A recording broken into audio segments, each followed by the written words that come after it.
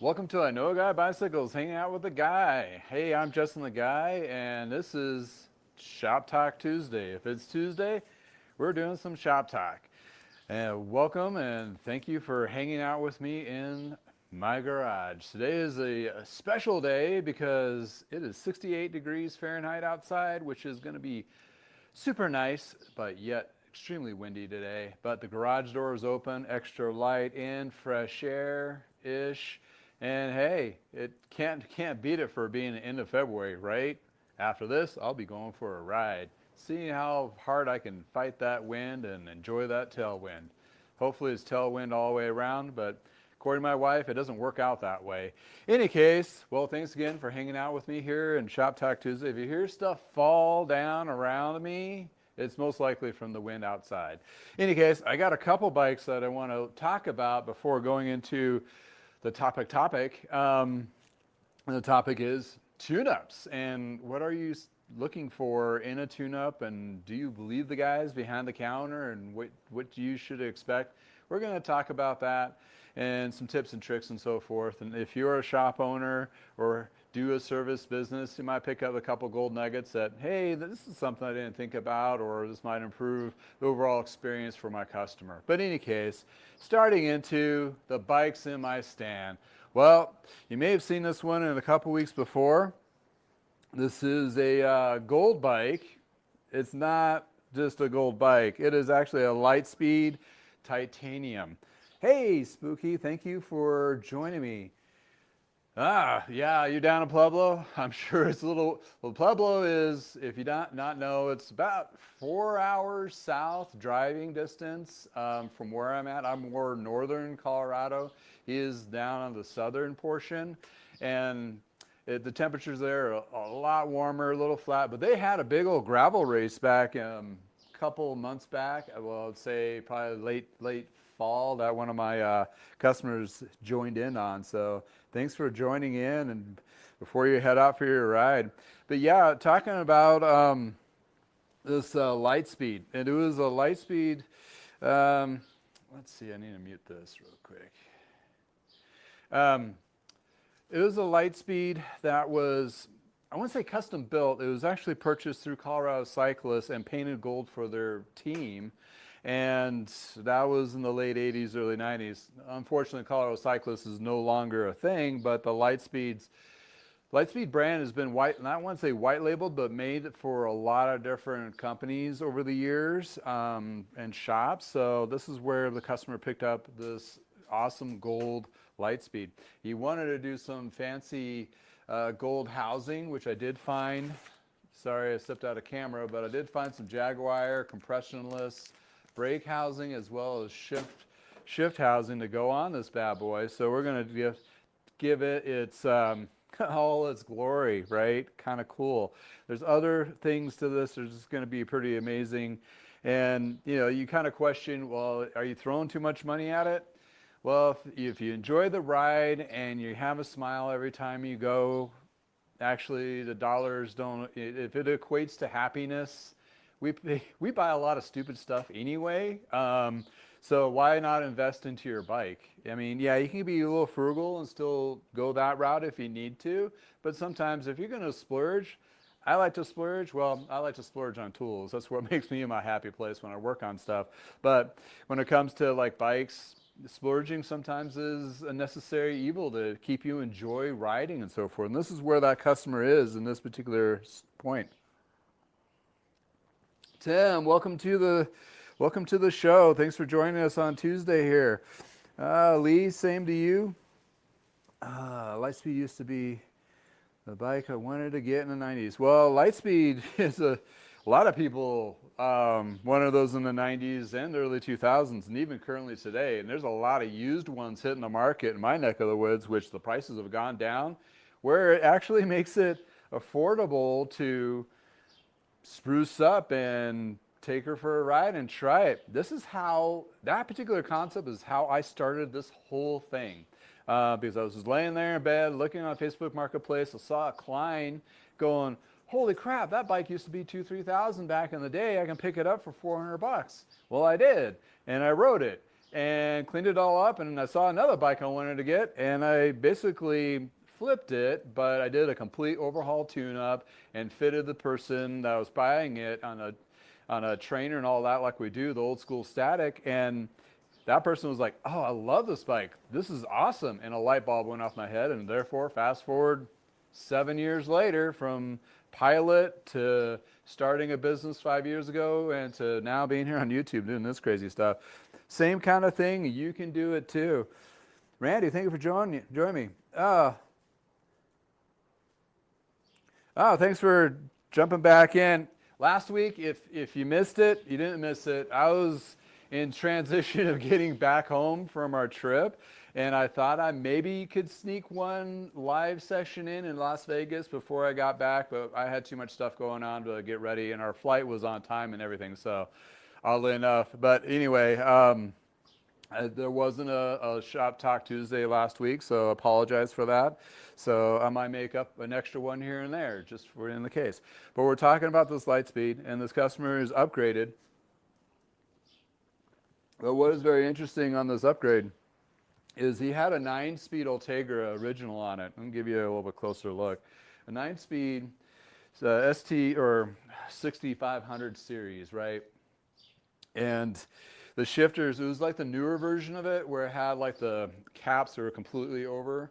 I have the box of parts over there. But one of the shifters, I tried to clean up with the ultrasonic cleaner, do all that magic, and it didn't work. Didn't shift completely great. I can try it again and see. But we were lying on the fence like, okay, the rest of the componentry was good, but the shifting was kind of muddled up. And I was like, okay, I don't feel comfortable. Let's find you some shifters. So I found another bike that had Dura-Ace triple, which is a unicorn in itself. They only made them for a couple of years. Got those, cleaned them up, and it shifted good. Those particular shifters shift weird. It's kind of like you have to overshift on the right to engage, any case.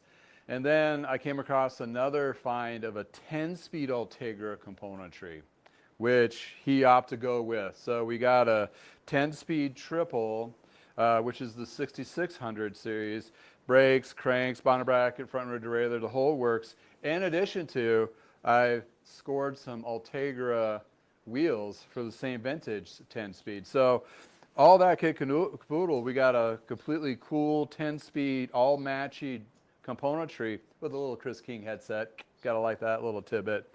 And you're noticing like, oh yeah, it's 3T carbon bars and stem. Well, this is where we got the used, and now we're gonna shift to the new. And during conversation, when he dropped this bike off, he wanted to be more comfortable. It was like, I got this idea of, well, yeah, remember this bike I worked on last summer? It was a Specialized Crux, gravel bike, cross bike, and it's Dano's bike. And Dano, he put the Redshift stem and seat post on it. And when I did the tune-up and test for a test ride, I'm like, this is actually not too bad. And again, seat posts, shocks, and front stem shocks are nothing new. They've been around since like the 90s, but they've always been really more towards the mountain bike scene. Well, the Redshift brand, which is this stuff here, they are specifically more gravel road directed, and therefore the whole gravel scene is provided an opportunity for this company to come up with like an aha moment and go, let's get a little shock seat post that actually works with you. Instead of just giving you comfort, like a lot of comfort bikes have those shock seat posts, it actually slides a little bit, so it actually is more ergonomically correct when you're hitting those bumps and stuff, and actually provides a good absorption while you're doing that gravel style bumpier ride. And the stem is the same thing. The stem, like the soft ride stem, I mean the soft ride had like the stem and seat post back in the 90s. They did have a good idea, but it was over too much, or like a lot of too much. I mean, it almost felt like you're gonna go over the handlebars on the mountain bike. Well, with the stem, they do have elastomers inside you can swap out for different tensions. But he decided to go this route, and we're going to do a switch out. Yes, this is a 1-inch steer tube. It does have a shim for the 1.8 inch, so we're going to work with that, and hopefully we get everything to square away and be safe. safety is the first priority as a bike mechanic. But if we can get that to work on there, that's going to be fine. The only thing I think that would be the Achilles heel, if anything, on these to adjust that tension, you do have to take the head plate off completely, take your bar off to swap those out. But again, it's one of those things you're not going to switch out on the fly. It's more of once I get it set, it's set. So it all depends on how heavy you are, what kind of weight distribution you put on the bars, and that kind of thing will dictate of what kind of elastomer switch outs you want to do. They do give you a little baggie of a few inserts there. Haven't really dived into it. This is the first installation on this, so I will make a video on installing the stem and C-post and the bar. Oh yeah, let's not forget, this guy spared no expense and got himself the fancy BMX style gravel bar to go on this, which gives you like a good 3 to 4 inch lift. He wants to be comfortable. He wants to be upright without having that funky Delta extender to put on there, which a lot of people have done, including my wife's bike, which is laying around here somewhere. But keep in mind those Delta extenders, the Delta brand, I'll have one here. As a side note, if you have any one of these, they're part of a recall. So switch them out to a different brand. I mean, they're not too expensive to swap out, but if you have one of these on one of your bikes, switch it out. In doubt, a $20 switch out. Apparently they loosen up. So it's a safety thing. Definitely advise all those swap out. There's no part that is worth riding that may put you at risk of harm and health. So if you have one of those, swap it out. But instead of doing that, doing kind of thing, you did the bars with the suspension. They're all the same brand, so it's Redshift, so it's all going to be matchy also in addition to. Not cheap stuff, honestly. It's not very cheap, but it works well. It's been out for several years, and the company seems to be pretty, forward thinking, and it's fitting a niche where, I mean, Specialized have their Future Shocks and various other brands out there, but this particular one's an offset company, blazing in the gravel world scene and doing really well, which is awesome to see. Smaller, it just puts me back in the 90s where we had a whole bunch of like niche little companies making bike parts, and it was kind of fun. And a lot of them got absorbed. Some of them just disappeared. Anybody remember Kuka cranks? Yeah, maybe. Kuka cranks were really cool, I thought, because they're CNC machined, but you got all sorts of different color palette. And then mainly for mountain biking, they're just cool because that's where you can get like different anodized colors. I mean, you can really kind of bling your bike. That's where the 90s became bling bling. So, that's good things.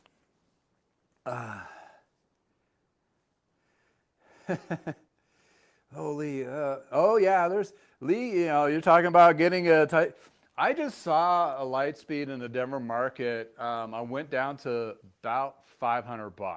I think it was a 52 centimeter, something like that, on Facebook Marketplace. So, yeah, I mean, titanium bikes are going down almost to the point where if you already have a couple of bikes, you're like, maybe I should add a titanium to the mix. That might be a nice, fun little project. Definitely. David, thank you for joining us. Good morning to you too. Yeah, it's what, 10:30-ish, 10:15-ish in Colorado time. If you're watching us from various other places, thank you for tuning in. Again, this is Shop Talk Tuesday. I'm just featuring one of the bikes I'm working on that I'm going to be doing a whole bunch. This is like a strip down. I've already did the ceramic coating, polishing to the frame and the parts. So it's really just assembly at this point. Hopefully I can get this to be wrapped up today, but I'm going to be shooting videos as I'm proceeding to do the shifters and the cables and all that. So that does kind of slow me down in the process of a turnaround. But this individual, he has like 50 bikes. I mean, he has a lot of bikes and he's in no rush, and that's, it's one of those things. But I want to get it into his hands while the weather is still nice, before we have our next cold snap next Monday or Tuesday. So we have a good 4 or 5 days of people getting back on their bikes. And another thing, which is really amazing, last Sunday, 2 days ago, I went for a ride. We have a Loveland loop around Loveland, and it's about 21 miles, 22 miles from my house and around the loop. And it was so beautiful in the 60s. And then this was after our super cold snap that we just had. And I saw so many group rides of various ages, of various types of riding. A lot of people walking and just enjoying the sun. It was just, it's like that first initial hit of like, we're coming out of winter, even though it's going to be, we have, another 2 months here in Colorado of chances of pretty big snow. But it was just really nice to be like, you're one step out of winter into the cycling season. It's really exciting for me to get into that. It's just like one of those things where if you get people out on the weekends, and if you have the weather hits nice on the weekends, that really encourages people to get out there and riding and doing outdoor activities. And therefore, it just helps everybody's mental state, community state, and all that, and also businesses in addition to, because when your business thrives on outdoor activities and you have a winter storm every weekend, which can happen in Colorado through March and April, if it's crappy on the weekend and nice on Tuesday, Wednesday, it really makes your business suffer, especially if you're a brick and mortar and relying only on foot traffic. So, but when you flip it, and if it's nice on those weekends, that can make and break your business for that season. And also, it really uplifts the outdoor communities of hiking, cycling, everything in between. So I'm just excited about it. I just want to go on a sidebar on that because I'm looking outside right now, and there's a long time I've been able to have the garage door open and the sun's still coming in, and I feel warm.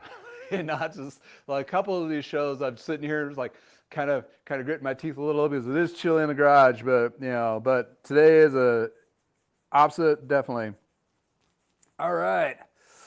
Oh, David, what you got going on here? I'm working on a customer's Amazon order e-bike. Oh boy, yeah. You may have, yeah.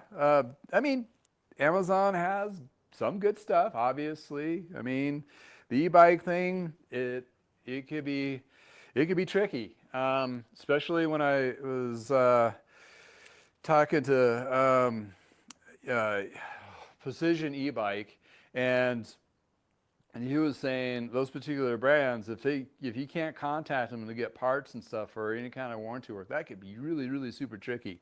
So yeah, good luck on the e-bike. Hopefully it's just general maintenance stuff and forward repair versus some heavy lift. But in any case, well, good luck to you on that for sure. Thank you for chiming in. Absolutely. So yeah. Interesting, it sounds like some weird standard alloy seat post, so that's going to be switched out to the Redshift. Also with those bars, they have this interesting kind of inserts from Redshift, and those inserts, if you can see them, fit around and underneath, kind of like the Specialized goobers, but they're more formed. Actually, let me just see if we can open this back up. Oh no, this is the bar tape. Sorry. It's actually these guys. You have to have extra long bar tape to go with this, which is these guys. These inserts go over the bar to it converts it to more of the flat profile, more comfort. And they also have the bottom ends, which I have to figure out which is the best way to put those, kind of like those ergo bar type, and they fit underneath, and it's specifically for the Redshift bars. And then you have to have the extra long tape to do that. So you are kind of pigeonholed to be with that specific length of tape. I mean, you probably can do, if you like lizard skin, for example, or something like that, you could probably splice it and get that extension, but that's a lot of thinking for bar tape wrap. So you may be just stuck with what they call the really long bar tape. In any case, it's just kind of fun. Other things you'll be putting on this, he has a specific saddle, which that fits him, which he likes, so he has extra ones of those. And we are doing a Connex chain, and so I did a pre-wax on the silica wax on these. These are out of the inventory that I sell. So with the Connex chains, it's a German chain company, but what's really cool about these is the quick link or connect link that they call it is reusable. It's advertised to be reusable, like the Ceramics Shimano's, like they do it for like the safety reasons, and also you don't need a tool to take that link out. So they're reusable and you don't need a tool, so you can take your chain off, clean it, whatever you need to do, re-wax it, what have you, a lot easier. And it's supposedly nicer, higher gauge, higher quality steel. All the, German steel has been known for eons of being high super quality, so that's what we got. Oh yeah, David, yeah, your store's in a lower income community. Yeah, you get a lot of Walmart bikes, cheap online, yeah. But honestly, that's a fun. I'm glad you chimed in, because there has been a stigma from like the 80s and 90s, right, of Walmart bikes or now Amazon bikes and so forth. And in the communities, sometimes are lower income, but for those individuals to get into riding, that does provide a product for them to actually purchase new to ride.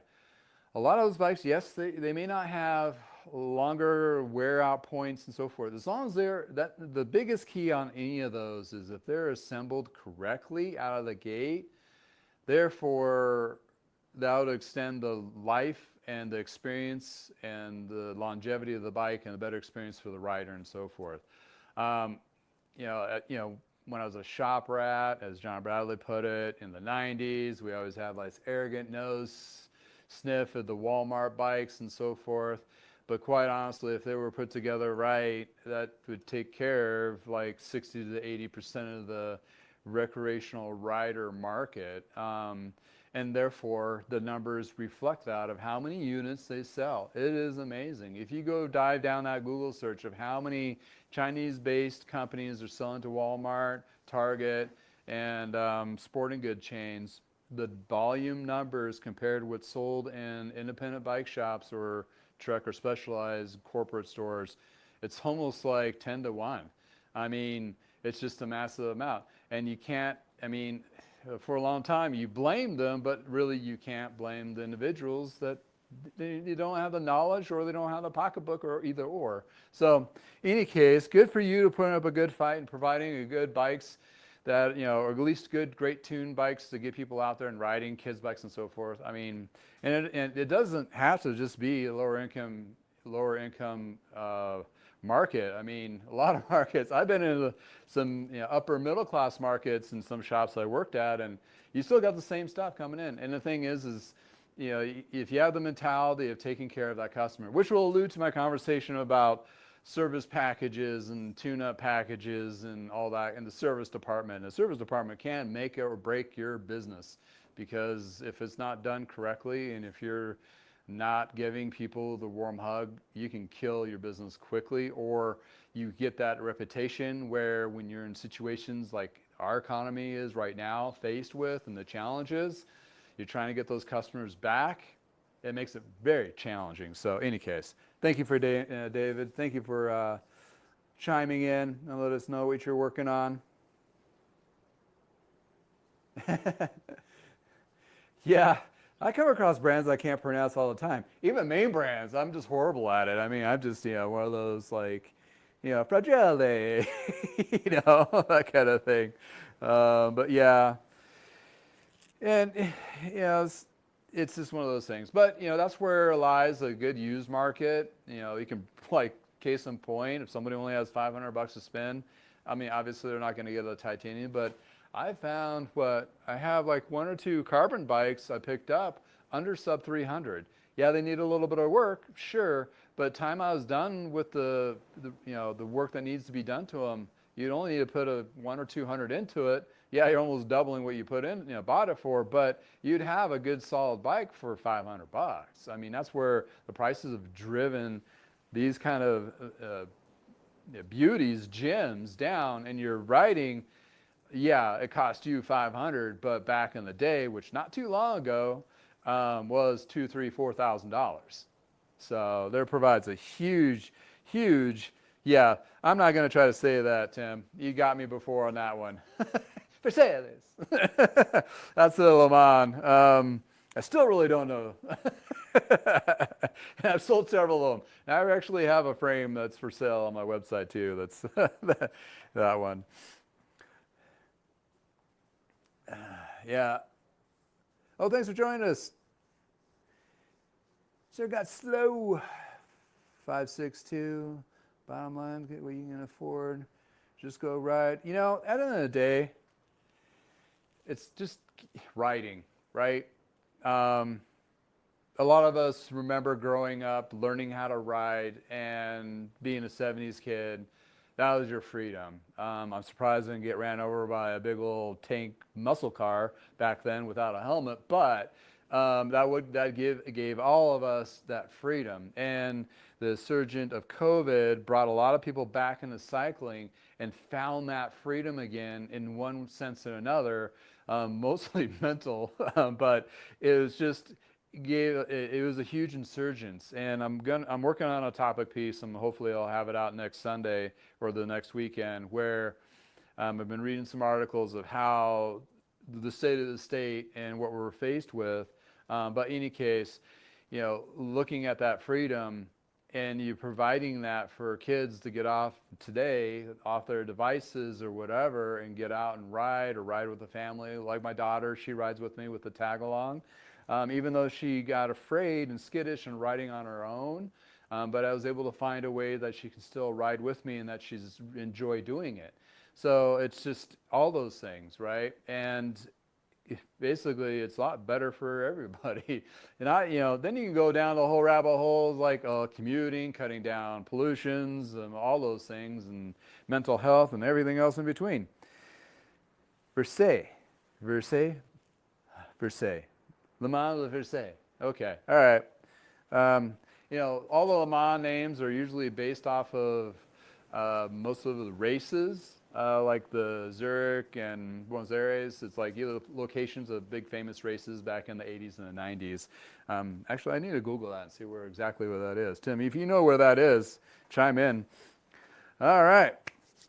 So yeah, I'm excited to kind of wrap up. I was waiting for him to get back to me on what part swaps he want to do, and I got the kit already. It took me a little time to vet it, but if you have the time, this is a case in point where the frame for it came first. Well, I had a parts kit and a bad wheel, and the wheel was a Campy Hub part, and it's one of those things where you got to be a little bit careful. Some of that high-end parts back in the day don't have replacement parts available to fix, so we kind of went a different direction with the wheels, and that kind of went down the rabbit hole. But if you have the time, you can vet a parts kit either off of a pre-existing bike, which case in point this came off of, and then you just sell the rest of it off, and you might make a little extra to offset the cost of everything else.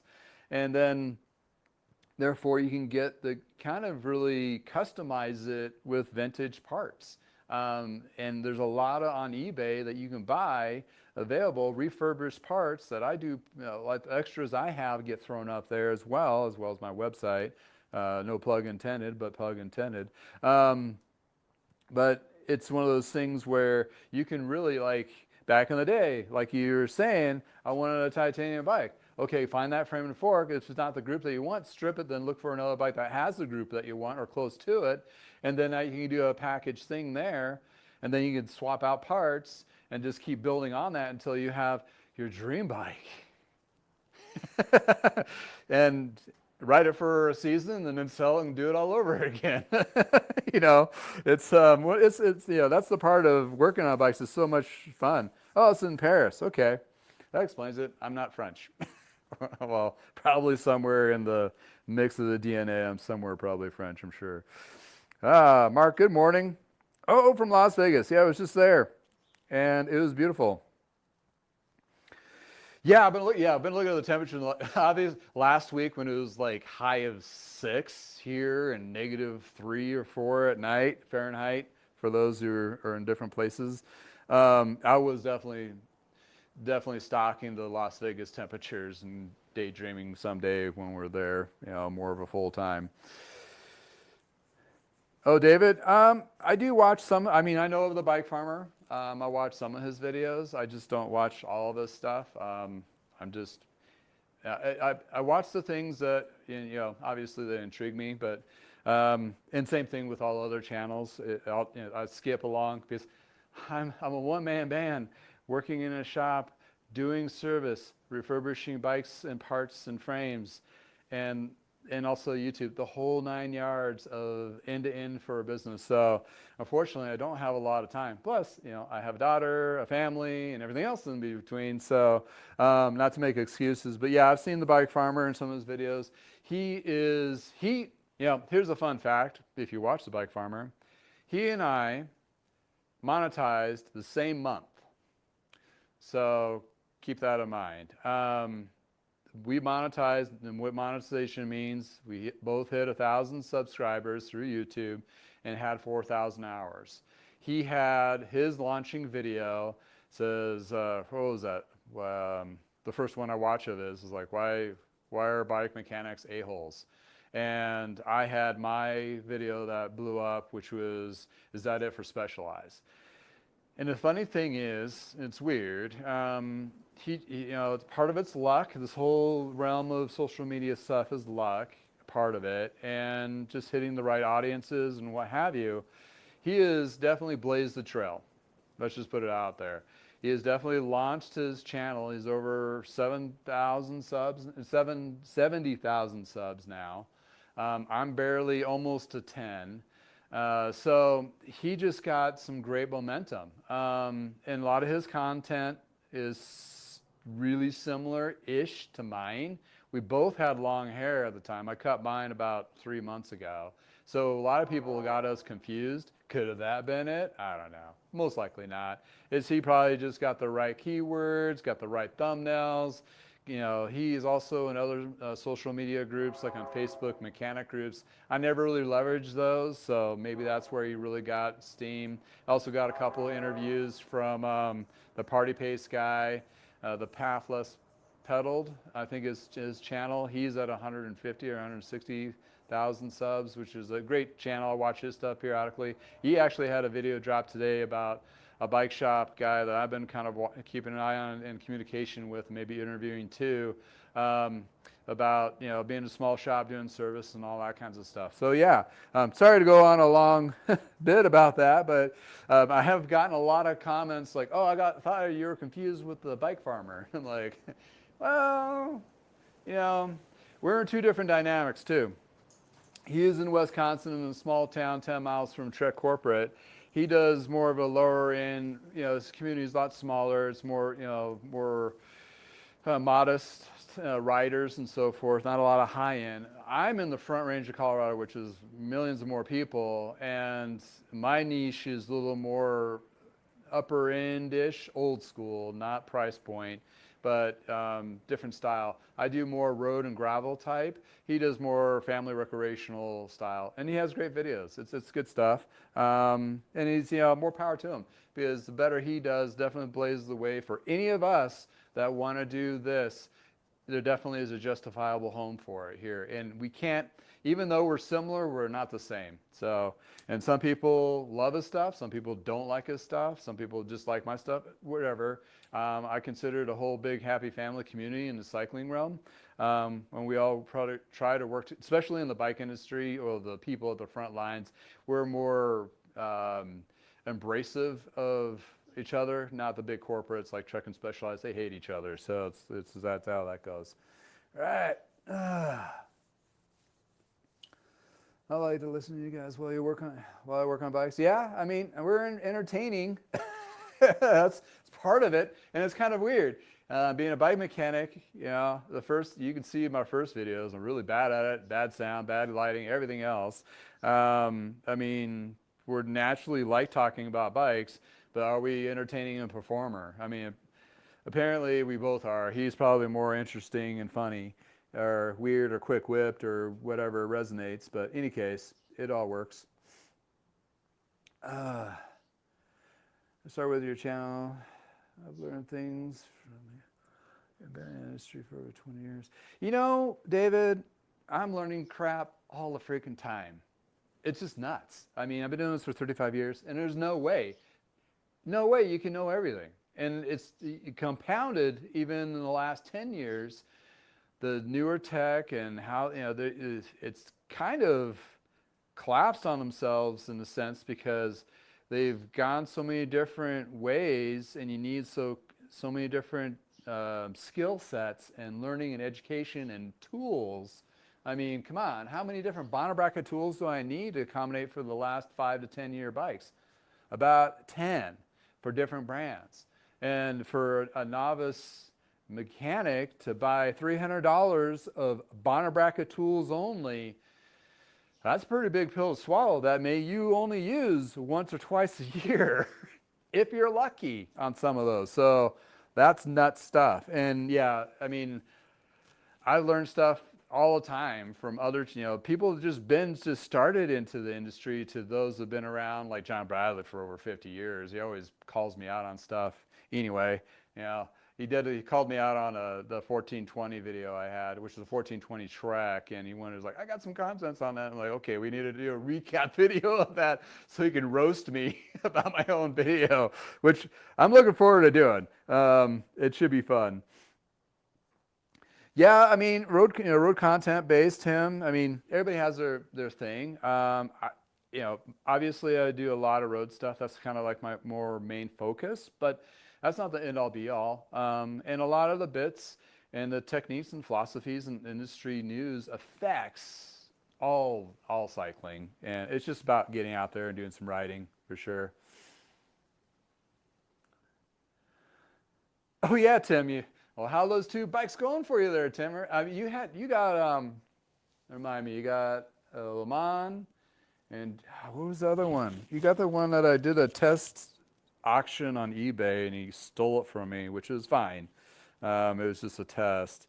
I recovered from it, but I can't remember which one it was, but it's one of those things. But yeah. And that's the funny thing. If you're shop listeners, you're listening to me while you're working on bikes, I mean, the YouTube channel, quite honestly, has driven half of my service last year.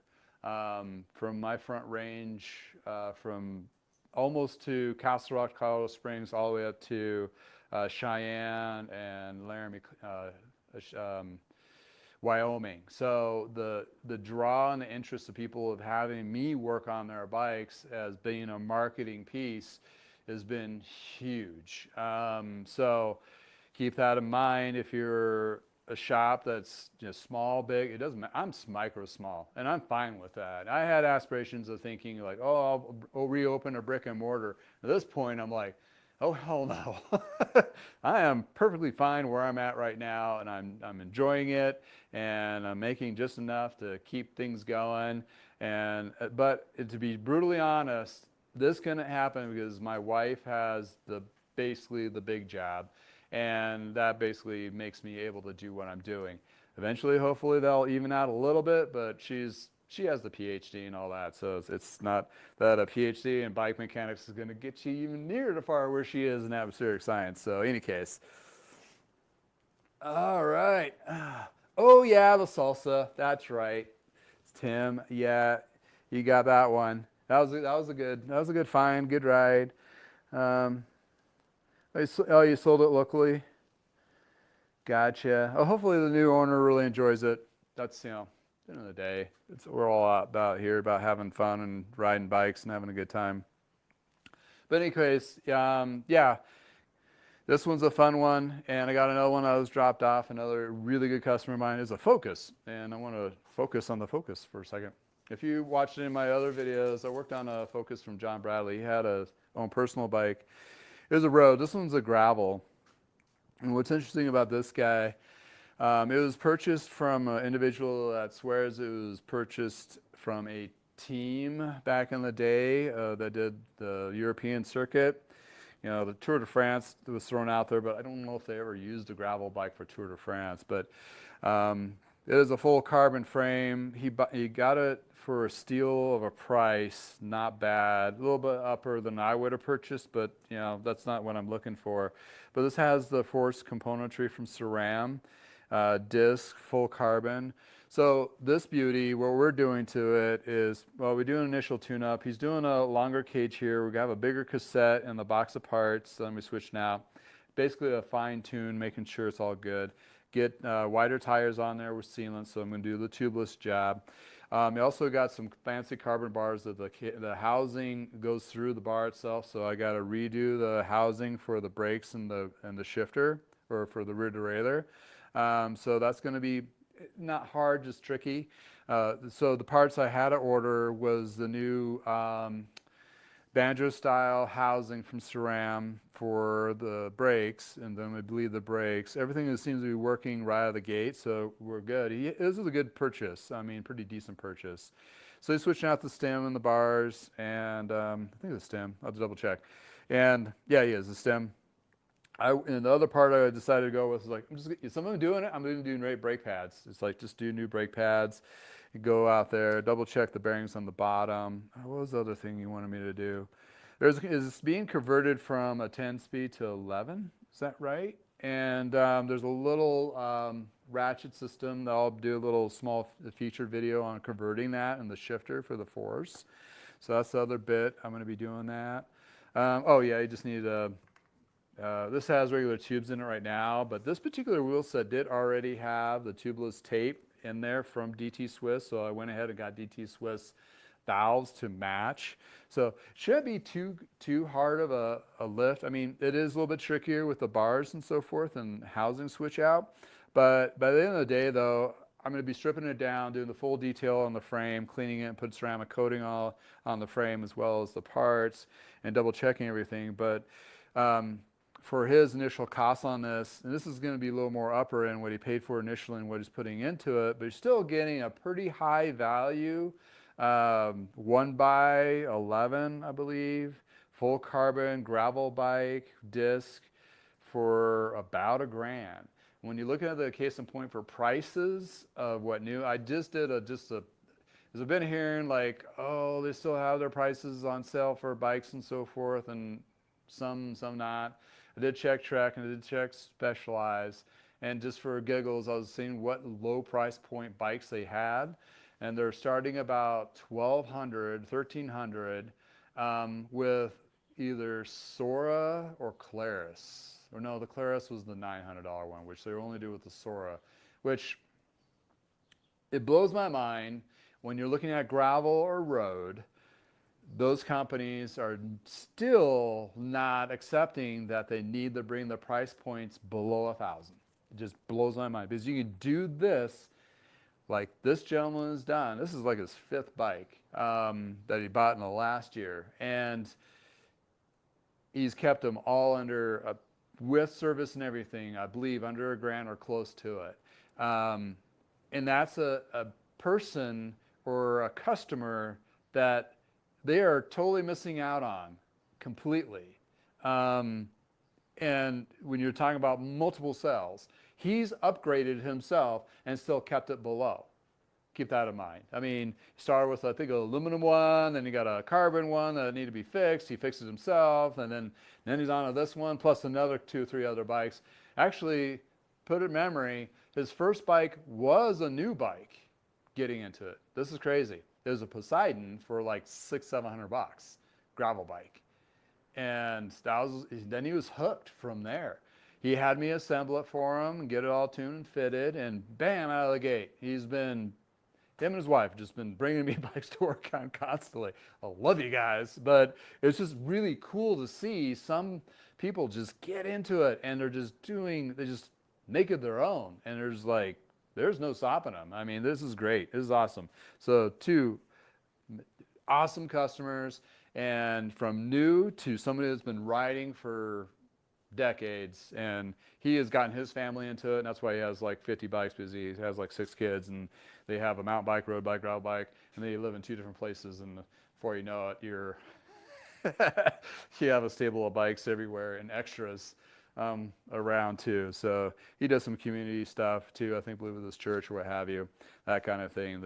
Like some group rides with his charity and so forth. Awesome.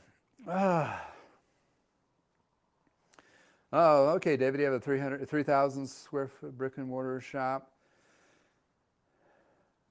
Yeah, the parking lot, gills, and new and used. Okay, cool. Oh, you're one man of 3,000. That's a big footprint for one person.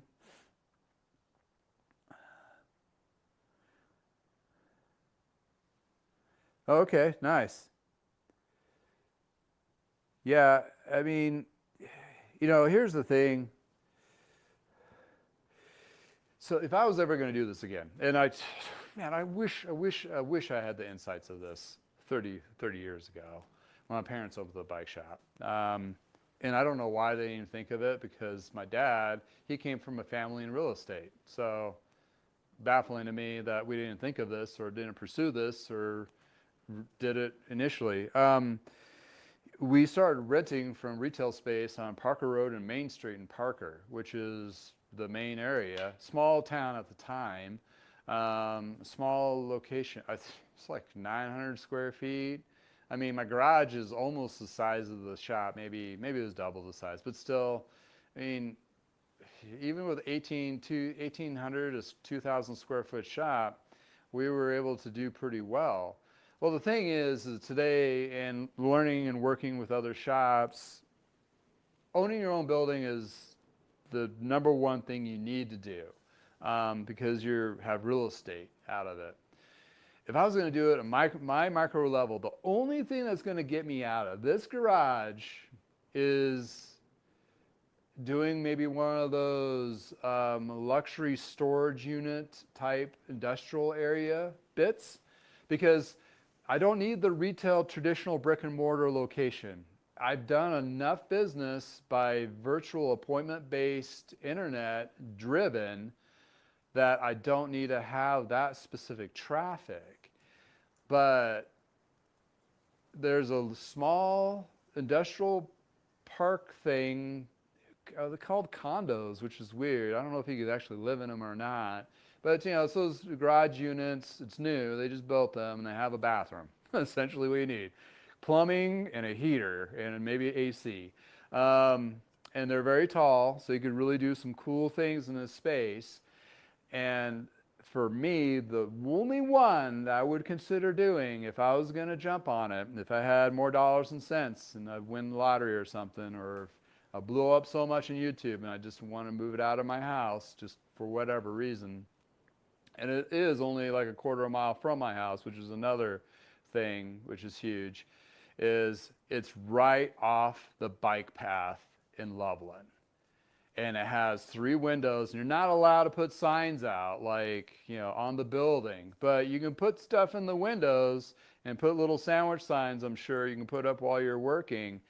And everybody that blows by, the hundreds of people riding by, would see see that location, that little shop. And it's not even facing the road, which is kind of the dog location of the storage units because it's back, but it's right off the bike path, which rides right past it. So it's still for rent, maybe for sale. They were selling these. That's the only one that I would actually, if I had the 300,000 to buy it and another 50,000 to redo the inside to make it, nice, insulated walls and sheetrock and paint and, carpet and the whole 9 yards to make it look like but what I would do would make it a flex space. In other words, not just my business would be in there, I would rent it or partial rent own flex space with other, hopefully bike shop people, and that'd be their location. So you'd always have, somebody there running the business, but it'd be their own businesses. But if somebody was dropping a bike off for me to work at and I wasn't there and somebody was already there, that'd be kind of cool, like a partnership business flex space. So that's the only direction I'm ever wanting to go, because I've done the big multiple locations. I've worked in those. I've done the bigger, small, mom and pop style shops that had multiple locations. I've done my own parents' shop. I'm at this stage of my life. This is my happy place. I don't want to disrupt that too much. But thanks, David, for letting us know your shop size and what your vibe is. That's awesome. I mean, more power to you. That's great. 3,000 square feet, it would be more than enough. And more than that, it's like just more cleaning and you just collect too much crap. So it's about turning and burning them in a sense, right? You gotta move that inventory. Yeah, I mean, yeah, there's a flex space. And here's the thing, just a business side note. If I partnered up with somebody that had already a brick and mortar small location that wanted to purchase a building or go in on purchasing a building, something like that, where they could increase their footprint of their size. Because shoot, when I interviewed Precision E-Bike, he had, what was it, 900 square feet, something like that. And his, you know, the rent is pretty, up there for, it's almost as a mortgage, just put it that way. And he was thinking about maybe getting bigger. Well, this way you get bigger as in footprint, and yet you're actually investing instead of paying a renter. And then you could use it as a flex space. And for me, for a flex space, let's put it in my perspective, I'd still do all my work here. It's all set up. I would just use that as a front. I wouldn't need more than maybe a little fit studio area, which could be communal. Anybody can use it, and maybe a bench of tools and stuff that can be communal for other business owners, and just use that location as a business location. It could be multiple businesses in one location. And here's the thing is then you can leverage, if you know anything about the cycling industry, there's Quality Bike Supply. They do direct consumer. If you had a brick and mortar front-ish, then you can leverage that. And there's already shops that are doing this. Treefort was one of the beginning ones in Michigan that did this. They had their shop is no bigger than my garage, but they had a warehouse behind, and they did a whole bunch of online sales through QBP. The process was they'd buy it, warehouse it, then sell it. Well, now the QBP has a direct consumer portal where they're like 365 Cycle and a couple other companies are just basically advertising on their websites parts, which you can get cheap, which that's where I found them and leverage it. And they're being shipped out of their Quality Bike Supplies 5 or 6 warehouses across the nation. How I know this? Because I get pinged by Quality Bike Supply, your product's on the way. It's directly from them. So it's missing the bike shop completely and going direct. They don't care. They're making like, $5-10 on whatever's getting sold. It's like basically commission sales or affiliate sales in that perspective. Well, if you had a brick and mortar and did that, you just have to have a stellar website and just push to do the same thing. Then it would support everything else. So, David, think about it. If you're not doing it already, it doesn't have to be. I mean, if you have a website, just a basic website, you can use WooCommerce, which uses Stripe as a point of sale system, and you can just generate those sales through there. And then I'm sure QBP has some kind of API access and all that. If you're savvy enough, or have a buddy that's savvy enough to help you leverage something like that, just do it. It's all it's going to do is make you money at the end.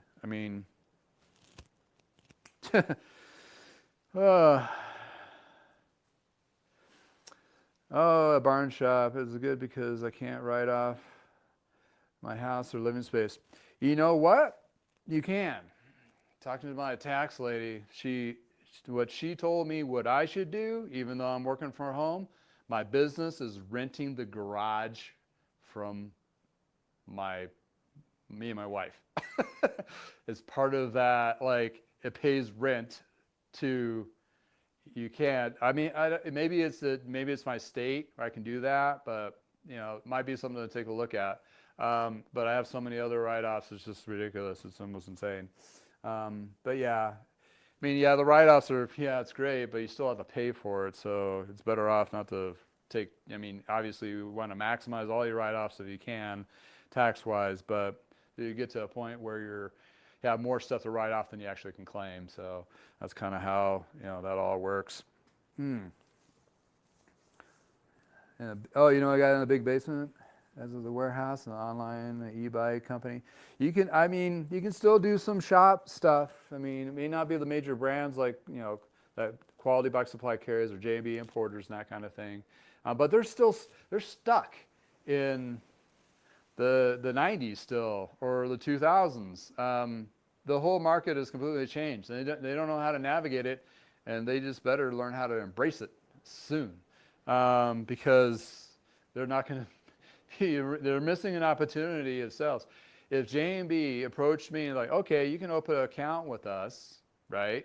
And we know you're a garage shop, but as long as you have insurance, which I do, and a business license, which I do, and pay sales tax, which I do, all those things, like everything other than having a brick and mortar location, we'll be more than happy to sell you parts, and just keep it at a lower minimum amount. It's not, some of those companies you have to, correct me if I'm wrong, if you have a shop, you have like a minimum of $2,000 or $4,000 you have to do a year from them to be a dealer, and then you have all these other dealer agreements that you have to do, not sell online or whatever, which is no longer void, all void now. If you look at it, like, no, it's all about, your marketing, your niche, and all that. I could easily upfront direct sales from J&B to customer and use me as a affiliate stylish commission. Well, Jensen's USA does that. They're out of California. They used to be a wholesaler back in the late 80s, early 2000s, or late 90s, early 2000s. Now they're just direct to consumer. So yeah, there's all these companies are going to be looking for different ways of how to evolve into what our new norm is. It's not going back to where it was. Guarantee you, it is not whatsoever. Sorry, sidebar on that, but that's where we're at. In any case, yeah, let's jibber jabber about bike shops and tune-ups, packages and stuff. I'm going to readjust and put you in the corner, or put me in the corner, where I have my little setup studio, and get a little bit hydrated for power coffee. My overly diluted creamer coffee, which I can't stand the taste of coffee, but I love the taste of creamer. Everybody has their vices, right?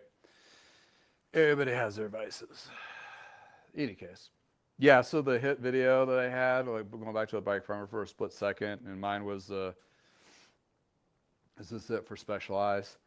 I was holding a energy drink, which is a Bing energy drink, known in Colorado. I'm not sure if they're a Colorado company, but people thought it was like one of those hard ciders or seltzers or whatever, alcohol, which it was not. And I was delirious for a lack of sleep, getting ready to go on a road trip. I was it was like a super 45-minute rant, babbling on. And people thought I was totally intoxicated, but I wasn't. I was just like sleep deprived and injected with B vitamin and ginseng and caffeine. It's just insane. It's just insane. Oh, thanks, David, for plugging in. You must have saw my video about the tune-up packages. So your minor tune is 60. You got a standard tune for 120 and the major tune for 240. So if you're not in the bicycle realm, or obviously you're watching this, you probably walked into a bike shop or two, and you may have had some service done, maybe one-off pieces, or but you've all seen probably the tune-up packages. That's nothing new. It's been around for decades, and it's a lot of. I remember working at Lee's in 2003 and 2004, Lee Cyclery. And they were starting to kind of mirror the service type of feel and vibe that car dealerships and car mechanics and a lot of the cycling industry is impacted or influenced by the automotive industry, from tech to cars to bikes to stuff like that. But anyways, I'm not going to go in there. But one thing was the owner was miffed, but yes, intrigued that he was charged a shop fee. And then he implemented shop fees in his 3 locations, which was like a $10 or $15 to cover rags and all the other incidental stuff. Well, the shop fee, you typically back before then, it was just like, well, that was just part of the cost of the tune-up. Well, he saw that as a delineation line item that he could take from the customer. We can advertise the tune-up, David, for $60, but there's that $15 shop fee. Not saying you need to do that, but I'm just saying they're out there. And if you are doing it, I mean, that's, it is what it is. And that's part of a lot of the people already accustomed to that too, to some level. Some people may ask about it, but the funny thing was when we implemented, and I'm talking about, it was a high volume store that I worked at as a service manager. It was a lot of bikes flying through there. I had 6 or 7 full-time, really good mechanics. And we did volume. I mean, it was mad volume. And when we implemented that, I think only maybe 2 people out of the whole season said anything about it at all. And they just asked like, oh, what was that for? Oh, it's like the, disposing of tires and sealant or chemicals and all that and rags and all that. And oh, okay. I was like, that was it. There was nothing to that. So, you're looking at, there's those little add-ons you can leverage in your shop if you can, or you feel like you need to, as to keeping the overall prices down. Myself, that's just part of doing business, because I'm just a one guy kind of thing. But when you're looking at volume, and when you're looking at hundreds of tunes and you tack on another $10 to $15 to each one of those tunes, it adds up. I mean, that line item definitely added up for them. Did it help? Yeah, because as a service manager, I was able to go back to them as, the owner going, hey, all that money you've been collecting, I need that in new tools. So here's your $5,000 bill from Park because I'm retooling. And he had nothing, a leg to stand on. Because I'm like, that's what that's for, right? Like, yeah, sure. Hey, anyway, what you need to do when you're in environments like that. It's, I wouldn't say it was bad. It was different. It was different what I was used to from mom and pop, for going into more of a chain multiple location. So okay, so let's go back to mom and pop. Mom and pop, like very similar to what you have there, David, as you have a $60 tune. I think back in the 90s we had a $30 tune up. Inflation in time, of course, is different, but it was your basic of the basic. What I mentioned in the video, where most people can do themselves, essentially is the same thing. Just touching up the wheels, checking the hubs, checking the headset on. It's basically a huge, glorified safety check. They are getting a benefit out of it, sure, because it's, it's getting refreshed, and obviously they're paying for time to do it. And one person mentioned in one of the comments, like, those could either be a 15-minute tune or they could be an hour-and-a-half tune. I was like, yeah, they can, because if you go in a rabbit hole, you feel like you're, as a mechanic, obligated to make sure it's safe to ride, and whatever you need to do to get it to there. Is that. And it is based on numbers too. So, one tune-up might be easier, so you take that time and help out somebody else that may need a little bit more help. Typically, sometimes, it all depends on your perspective and how you feel about it. But back in the day, yes, in the 90s, in the Parker Bikes days, we had that beginning tune. We had the 3 different packages.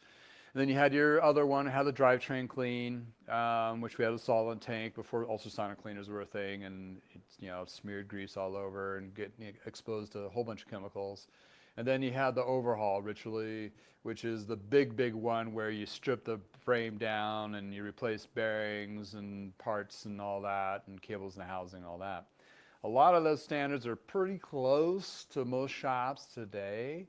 But they do vary, and it depends on the department or the service department, and depending if it's a chain, a small shop versus big shop.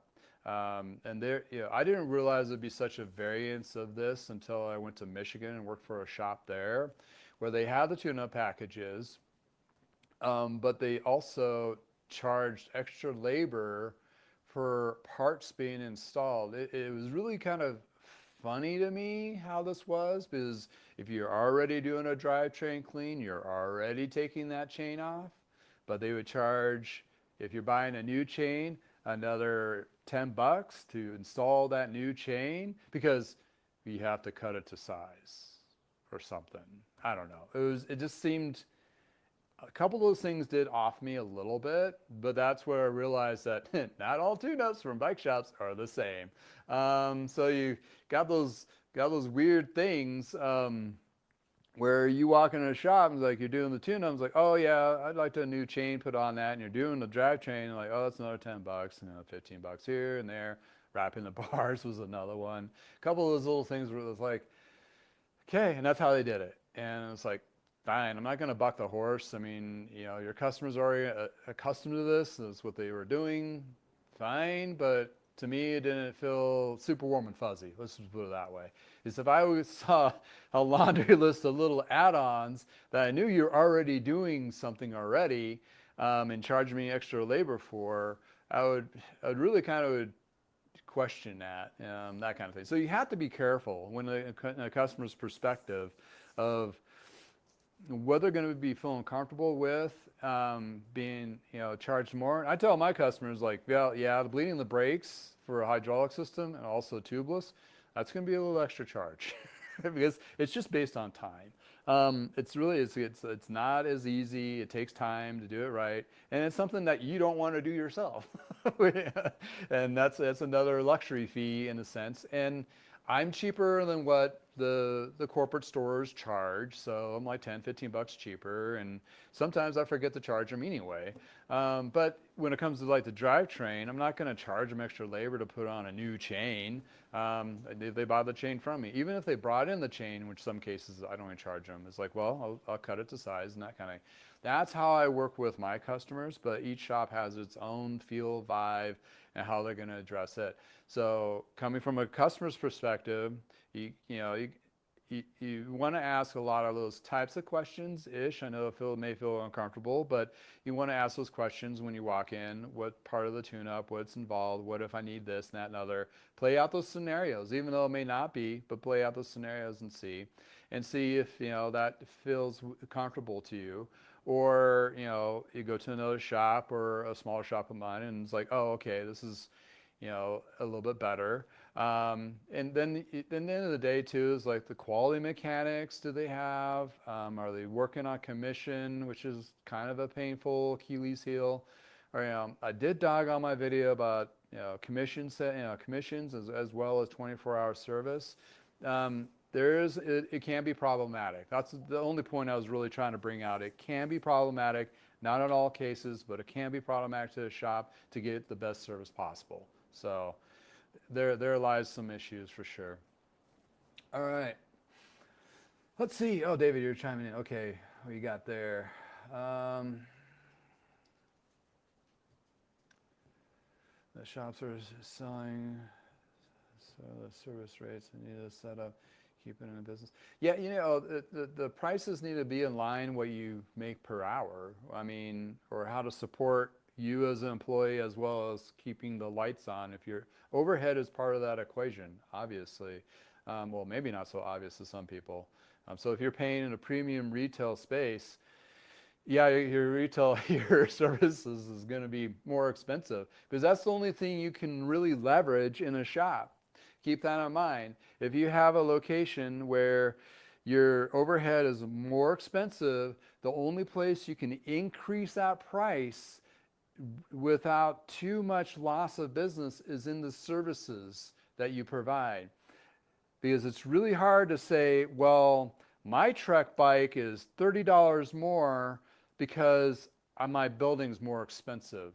Because they'll go online, it's like, why are you selling the $30 more than what Trek is selling it direct to consumer? Or your competition, which is across the town that carries Trek 2, that's $30 below retail. So you can't do that with your hard goods, but you can increase your rates, and that's where this time of year, well, off season, let's say off season, that's when bike shops will reevaluate, well, do we need to bump it up 10 to 15 bucks to do that?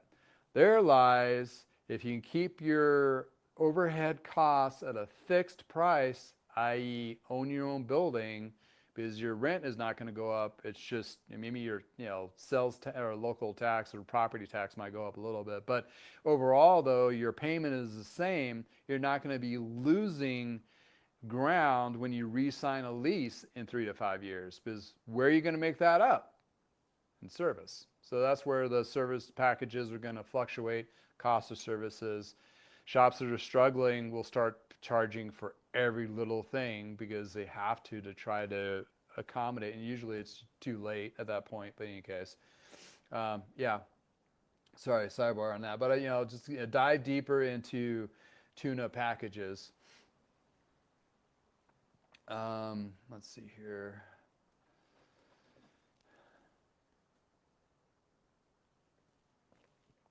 So the safety checks, I don't offer safety checks until $125 standard tune, because checking over everything in detail takes more time than a minor tune-up.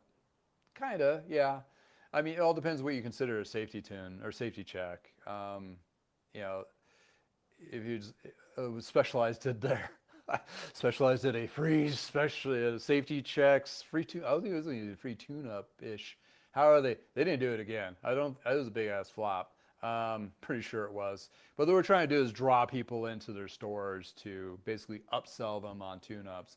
A safety check has always been kind of like that. But for me, if somebody had a bike assembled from, I don't know, Canyon or whatever, I'm not going to make sure you don't have any kind of attitude towards them when they walk in the door. When you bring in their Canyon that they bought $4,000, brought it in and like, hey, can you double check this, make sure I did it right? It's like, you want to kill them with kindness regardless. And think of it as like, yeah, because at some point I will get that back, because when they do really need something to be done or they will need stuff, that's a great opportunity for them to sell yourself as a shop. You always want to provide, the service is the main golden place where you can give the warm and fuzzy interaction, because most people are coming to service, number one, have a problem, and B, you have a solution for it. Therefore, if you cultivate that conversation correctly and you interaction in a positive light for them, I don't know how many times a day my dad would say, oh, we'll charge you twice next time for just the little adjustments. He was branding the shop of being, we won't nail you for every little thing, but please think about us when you need the bigger stuff done. And it worked. We did a lot of service. And we did a lot of free, just little adjustments just to take care of our community. But at the end of the day, it worked really well in our favor. So yeah, safety checks can be leveraged for that, and it all depends what you consider a safety check. I mean, yeah, to be truly safety, yeah, you're tearing the whole thing down, checking the hubs and everything. But I mean, if it's just running through the gears, making sure it stops and shifts, and the bolts are minorly tight, that's a 10-minute thing. Well, I'd say that on more basic bikes. The more complicated the bikes have been getting, that time, you're exactly right, David. It could get up there in time for sure. So that's something you got to watch out for. Yeah, and there's a legality. Oh, you got to always add the lawyers to it. David, you went there, didn't you? Legality. Yeah, well, there's one thing to be in personal pride of what you do and make sure people are safe and feel bad if somebody ever got hurt. Yes. But there's a legality portion of it. You got to make sure your insurance is all covered up for that. But that's another cost. Ironically, what I do, well, maybe not ironic, you may not know, I can't have just one insurance to do service and sales. You have to have two different insurance policies for each one of those. It's two different. They look at it as two different businesses, which in case in point, it really is two different businesses. When you're looking at service departments, that's one business. When you're looking at sales, that's another business. If you're looking at fitting, that's a whole nother business. Those are three different businesses underneath one company. So when you're looking at that perspective, as insurance companies do, because they're looking at claims and liability, that's what it is. And when you're looking at that in your costs for, well, if your insurance goes up, well, maybe I need to increase my tune-ups to offset that. Again, that's the only place you can start increasing those. I mean, yes, you increase the volume of sales, But that's a lot more tubes you're gonna have to sell to offset that $300, $400 a year increase in insurance, which is insane. But you have to have it, or you'll lose everything, for sure. Frank, thank you for joining in. Appreciate it. Thank you very much. Okay, I got a tune-up recently. I gave them a brand new chain to put on. I was charged an extra $12 to install a chain. Okay, so it depends if the tune-up included like taking the drivetrain off and clean. That's where I was like, that's, yeah. But if it was a tune-up that wasn't including a chain switch out, upcharge.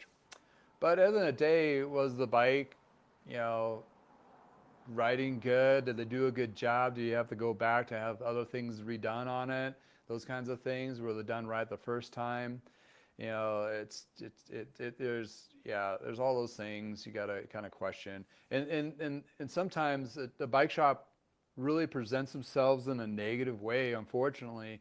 They're just trying to survive, right? I mean, they're like, oh yeah, I got to charge for that. But it's like, how you charge for that? And it's a very delicate line when you're looking at the consumer. But then again, if you look at it as like, if you get your staff trained to help versus trying to make a bottom line, or that's where the commission sales really hurt. That kind of you can turn a shop in a negative atmosphere quickly with commission sales, either from the sale of bikes to the service department upselling parts and tools and our chains and so forth. It can get weird. It can get really weird. I've been there. It's weird. It can get really weird. Yeah, a little bummer about it. It all depends. I mean, in some areas, talking about norm. Okay, so in your local area, you may have 5 or 6 shops, and if you have like multiple shops, they will probably mirror each other on some services, some level. Like maybe one charges for chain installation, Frank, and and maybe they all do. So that's just the way it is in that market. So therefore, you're going to be trying to find a shop that kind of fits your vibe, your bike, your ride, your style, your price point, and what kind of service you're getting out of it. That's where my success is huge, because people see me on YouTube and they see me do tune-ups and talk about bikes and by passion and a piece, and that resonates through the channel, where they're seeing that, where unfortunately a lot of the shops don't have that channel, where it's like looking at the yellow pages, like, well, they're the first one in the list, or the Google search, like, oh, that's the first one I clicked and I went to you, that kind of thing, which happened with me recently, because it was kind of funny, because they thought I was in a different location, like, oh, you're over here? I'm like, yeah. I was like, oh, okay, I'll have you tune another bike. They didn't have any kind of delineation or care. They just saw it as a bike shop, and I came up on their Google search, and here I am. So in any case, but yeah, I mean, a lot of shops will mirror each other because it's under the competition umbrella, and it's mainly because of the owners, and especially if it's an owner that's detached from the business in the sense that they are not the ones working on bikes. They are just basically running the business from an office. Therefore, there is some detachment there, unless they've worked in the service department before and worked through those particular ranks, if you want to call it. Yeah, there are some things there. So all shops have different vibes. Some are just a few one-man bands like me, one-person bands, or they've done it all, or there's somebody thought a bike shop would be fun to own, and they owned a bike shop, but they don't know how to turn a wrench. I've worked for individuals like that before too. So it's a mixed bag, and they all have different personalities. And bike shop people are weird. We're just weird. We are all weird in a weird way, and it's okay to be weird. But the reason being is they're all a little different, and sometimes really different. And this stems back decades ago. I mean, there was a couple shops in our area in Denver metro area, or one shop was, Stan the man. He was one cookie person, but he was a nice guy, but he was oddball. I mean, definitely an oddball. Then you'd have like the Denver Spoke, which everybody locally here knows the Denver Spoke. They're no longer around. Everybody knew Kramer, And they also knew Dong. And Dong was one wackadoodle. I mean, loved the guy, but man, he had his own way of selling stuff. And he was legendly known to being that way. Really weird. So in your community, like I'm trying to get to is like every shop has its own quirks. And sometimes the quirks will vibe with you and sometimes it will not. And if it does vibe with you and they cost a little bit more for service, well, just think of it as you're supporting them, you know, in that perspective. But as a bike shop perspective, try to cut down the quirkiness a little bit and try to be a little more abrasive to all cyclists, whoever comes in. That's going to help you at the end of the day for sure. David, you charge for installing chains. Yeah, there's that stigma too. If you're doing a bunch of work on their bike, it cuts a little, yeah. I mean, so there's another perspective. There's that stigma too. A lot of shops will still have like, I'm still mad at you because you bought a chain from somewhere else, or parts to be installed and so forth. It's going to happen, and it's going to happen even more now. I mean, back in the day, we were fighting up against Performance Bike because they were direct-to-consumer sales. You can get a Shimano chain, $2 more than what we got from Koss. And, you know, just an example, that's just the norm now. So, you know, I ask all shops to question that. Like, you put yourself, you are a consumer, you buy stuff. I'm sure shit, you're probably buying off of Amazon, toilet paper, whatever else. Is it price driven? Is it convenience driven? Is it all those? And think about it as your own shop. How are you going to behave with those particular customers come in and that kind of thing? And how can you, and this is just a question that you might want to think to yourself is, how can I leverage this to be beneficial for the customer and beneficial for me, and both come with a positive win-win? In my scenario, I don't sell a lot of parts and accessories. I don't stock it. I'm a garage shop. I buy what I need at the time. Like for case in point, that Focus that I featured just earlier, I bought the parts after I looked at the bike and I'm having them shipped here. And there'll be a little bit of an upcharge of me taking the time to buy it, but not much. If not the same thing as MSRP, I just got it at a discount that I get from that company I bought from, but it's not wholesale by any means. But the thing is I'm not looking at it as making money off the parts. I'm making money off the labor. So in my case, if I brought my labor prices up, or in that scenario, if you brought the labor prices up a little bit, will it make you feel a little more comfortable if somebody brought in a chain? You already include that $10 to $15. Let's just say an extra $25 of somebody bringing in stuff surcharge. And if they don't bring anything in, here's an idea, just on the cuff, just thinking of this. You're charging, instead of 120, you're charging 150 for that tune-up. If they buy all the parts from you for you to install, you knock that back down to 120. If they bring in a whole bunch of chains and chain rings and weird stuff that may or not fit, and you have to go navigate through all that, then you keep it at 150. Maybe that's the solution. There's ways of working around it where you're not making the customer mad because you charged them more for it, but you're kind of justifying the charge or what you charge to make you feel comfortable with what you're selling. It may make a little more here and there. I mean, at the end of the day, that's a win-win, right? Maybe, hopefully, or maybe it's a bad idea completely and just shit can it. I don't know, but something to think about. Definitely something to think about.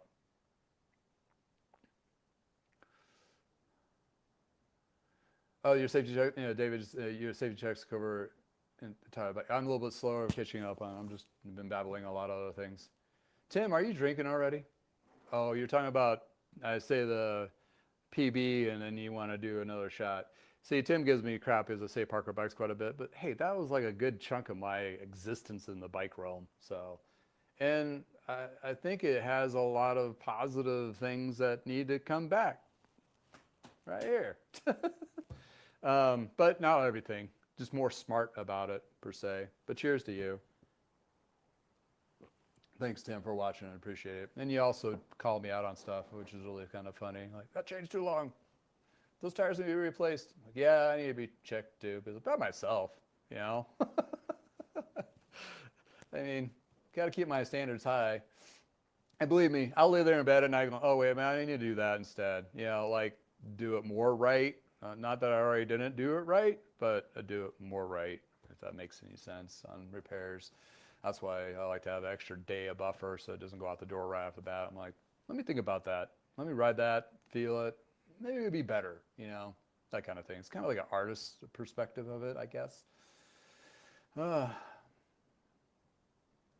So yeah, that's, you know, David, talking about okay, so how about shops that charge hourly rates?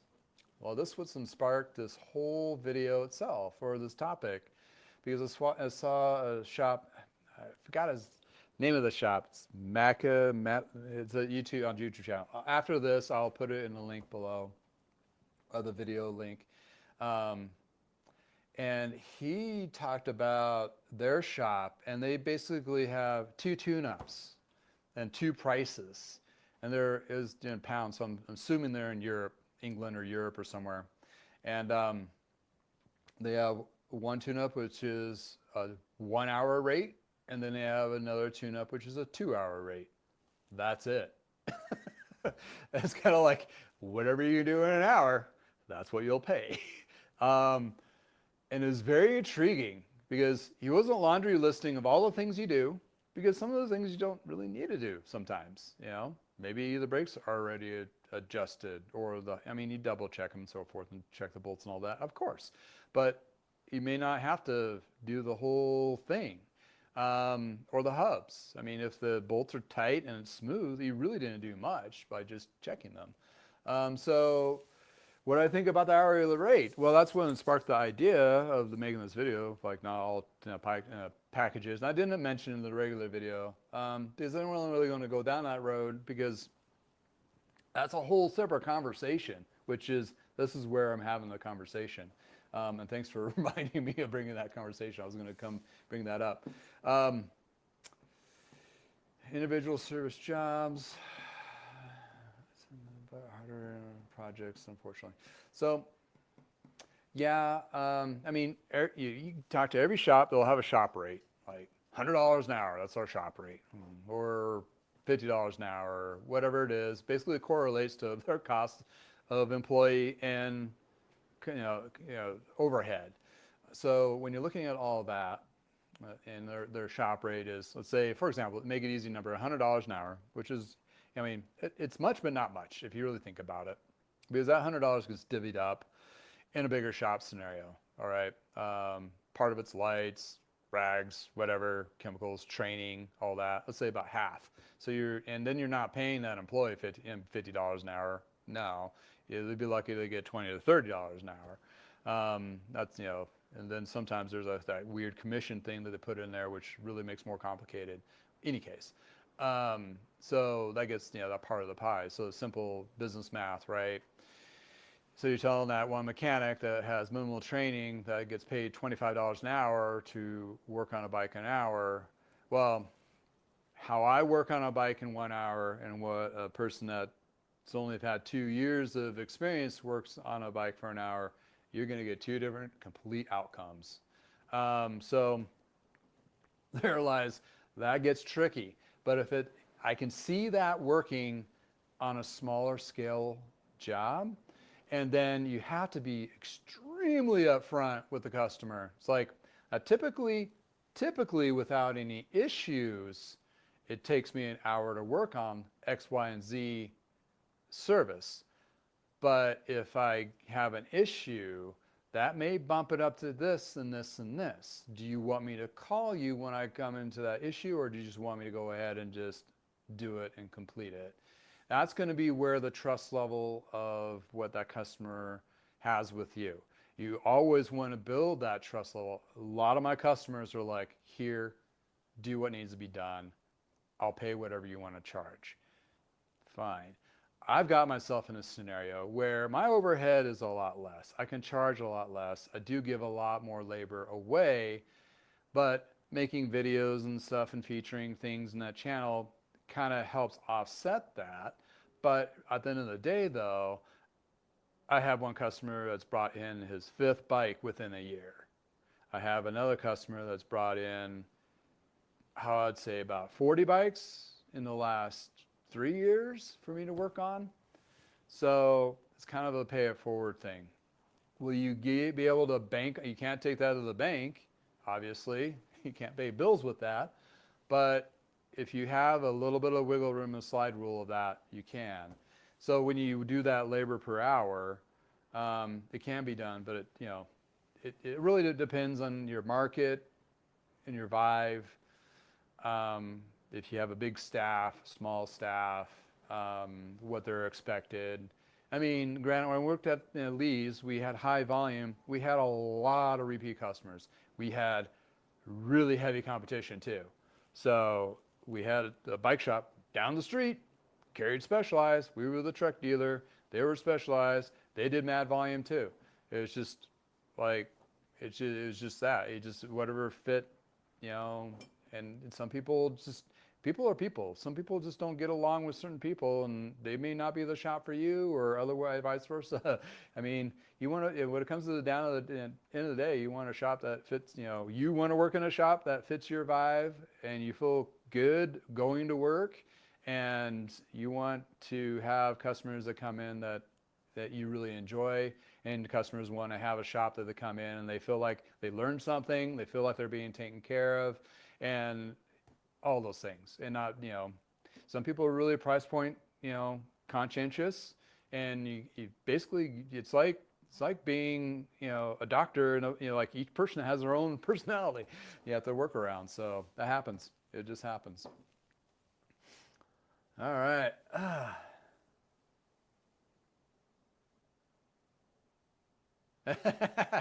Oh, had to deal with customers.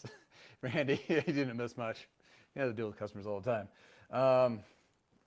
I have videos on almost everything now at this point. Let's see here. Doug, thanks for hanging out with us. My BMX shop asked customers where they bought it. Oh, Dan's comp. Sorry, we don't touch anything from them. Just kidding.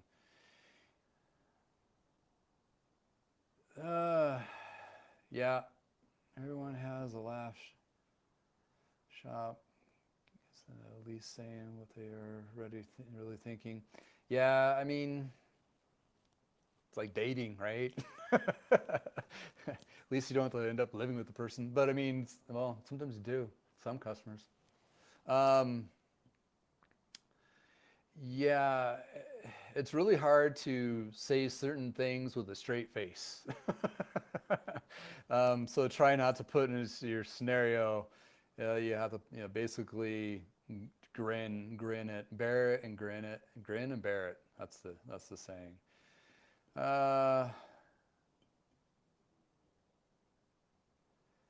Oh yeah, David. Yeah, going to find. I find things even on bikes that I don't think I would have thought I would find issues or things, and it's just, for example, this one. I just did a tune-up on this. That's why it's here. It's waiting to be picked up. He did a great job. He did a parts conversion himself.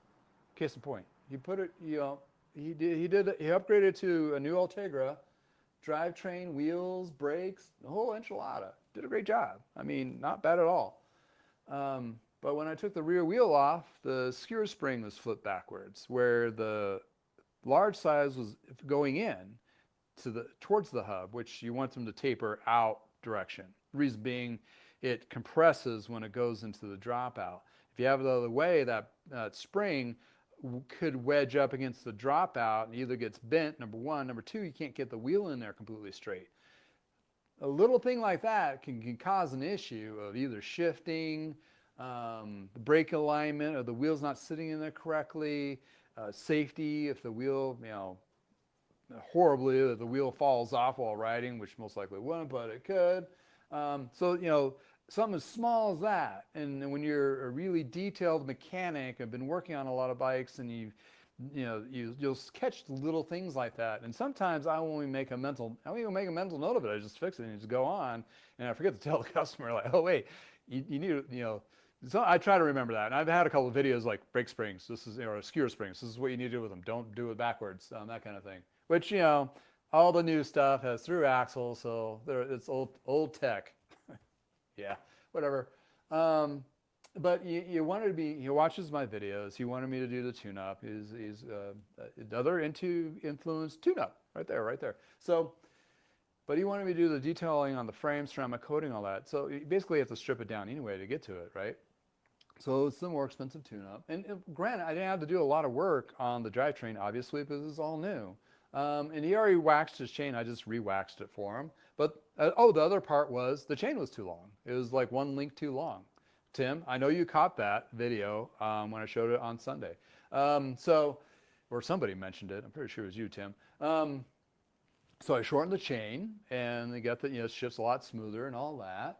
So those are two things that if you're not working on bikes all the time, you're probably going to just overlook. That's part of that safety thing. And then you will see a video. I did have to take the head. You wanted me to double check the headset because that's the last thing you really didn't dive into. And oh boy, that was seized. Even though it's aluminum, and the steer tube is chromoly, or not steer. That's that tube. Steer tube is chromoly. It's a quill stem, right? So it fits in there with a wedge. Unloosened it, tapped the wedge loose, and it's supposed to break free. It wasn't. I pulled it out, and you can see a corrosive line of aluminum corrosion and also steel corrosion, or contaminants. Clean that all up, then we proceeded to the bearings and pulled the bearings. They were okay. I just need to be refreshed, but there's specific 600 Ultegra, or 600 Shimano, which is now Ultegra headset. Those are like the bearings before when this transition from cage bearings to cartridge bearings. This is one of those newer, back in the 90s cartridge bearings, which you won't find a replacement for the life of you. So it's kind of like, okay, I need to refresh this or he gets a new headset. I was able to refresh it, and it's not super critical. Reason being, I mean, you want it smooth and you want it safe. Don't get me wrong, but it's not a rotating bearing. You're not constantly rotating like your hubs or your bottom bracket or any of that. It's basically just needs to be smooth enough and good enough. Is it perfect? No, but it's good enough because it's just a steering and it doesn't notch and it's solid. So I lucked out, but it was a lot of cleaning, and I actually the steer tube had a corrosion layers on it, so I actually buffed all that off. So in the tech video that I'll be showing this, it's going to be very intriguing. It's like a hot mess, and it came out really clean and put it back together. Kind of like Ben Cycles on Instagram. You see him take apart the Dura-Ace hubs or whatever, completely buff them and put them on. It's kind of like that. It's going to be one of those kind of videos. It's going to be fun to edit and do. But yeah, it's like one of those things, even when you think it should be almost perfect, you're going to find a couple things. Case in point, David, with your safety checks. And some of it can be an issue, like a real safety concern, that kind of thing. So what do I do? The best experience you can have is doing a charity ride and doing free service support, because you will be doing a lot of stuff quickly, and it's like you're living in a day of safety checks. And you'll come across all sorts of crazy stuff, and that will definitely challenge your mechanical skills, which is fun to some level. Once in a while you get one or like you can't fix, but majority of the time, I would say about 98% of the time, we can get them back on the road and riding with the various stuff, and with experience of 30 years of doing this charity ride. But that will really, that's probably the best training you can give somebody. You take your very seasoned mechanic or yourself that's been working in the shops for a long time, and if you have other employees, and you just bring in your youngest rookie. But come on, you're coming with me, and you're going to cut teeth on a day of learning. But anyway, that's where you can cultivate a whole bunch of businesses, tune-ups. I've had a lot of customers come from those particular events, starting to leverage me to do tune-ups on their bikes for their next that kind of thing, and those events to that. And also you can do those package discounts to that as well. So when I was talking in my video, well, we talked about some, some problematic issues sometimes when there's commission sales through service riders and what have you. And then the other part was I wanted to talk about is the 24-hour service. I mean, some shops can do it. I'm not knock all of them, but the likelihood of them always doing it 100% is very slim. Case in point, Trek does the 24-hour service. Depends on the volume too. Are they anticipating that much volume? Maybe they don't. Maybe they just have a couple of good mechanics, and there's just, they can do that within a perspective. But when you're looking at a chain of 500 stores and you're selling a 24-hour service, I am guarantee you about 60, if not more, percent of those stores struggle because they can't get the staff, or the staff is not trained up enough to do that volume, or they're not prepared for the volume, all those things. It's a very, very tough to do that. When I was at Lee Cyclery, we tried to push because the owner wanted to do a faster turnaround. I had the staff, looked at the numbers, what we can do during the peak of our months in the summertime. I had the staff to do it, and we were able, he wasn't shooting for 24, he just wanted to reduce, and we got it to 48-hour turnaround that we could advertise, barring any parts being ordered. So that did fairly well. And again, even with a 48-hour turnaround, probably not the best work everybody was producing. And there was also a commission layer to it too. So not to knock it, I mean, I know we did really good work, but I'm sure some of that stuff slid through. That wasn't probably as much or in detailed tune as what I do today. I'm not even by far, but it's just that kind of thing. In looking at it as hindsight, it's actually a negative, even though it's a promotional piece and you're trying to incentivize your staff to work faster, harder, and all that, it, on the flip side, was a negative. So as a shop owner, I would try to steer away from that if you can. I mean, it is a quick way to bolster, but in the long run, you can turn off more customers in the later, depending on the market, you can. So those are two huge things to be really concerned about on that, for sure.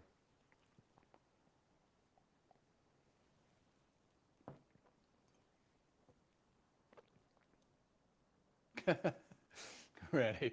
Shoot, have my Rocky tuned up at a Walmart bike. Yeah. If Walmart did tune-ups. You know, I had a comment on one of my, I don't think it was on last week's video or Sunday's video. It was one, a gentleman mentioned he lived in a small town and he worked in a hardware store. He did service work on the side because the hardware store didn't. But that put me back when I lived in Brush when I was a kid. Brush, Colorado, small farming community town. They had a hardware store called Coast to Coast. I don't think they're even around anymore. But the Coast to Coast had bike parts, and ironically, I had a BMX bike at that time that I got parts from them, and they had a guy that actually worked on bikes in the old hardware store back in the day, which kind of threw me back. But yeah, for Walmart, you know, they would, I mean, they're not in the, you know, they're smart. They know service doesn't make any money for them. It wouldn't make any money, but it'd be nice to have some techs that actually put their stuff together a little bit better.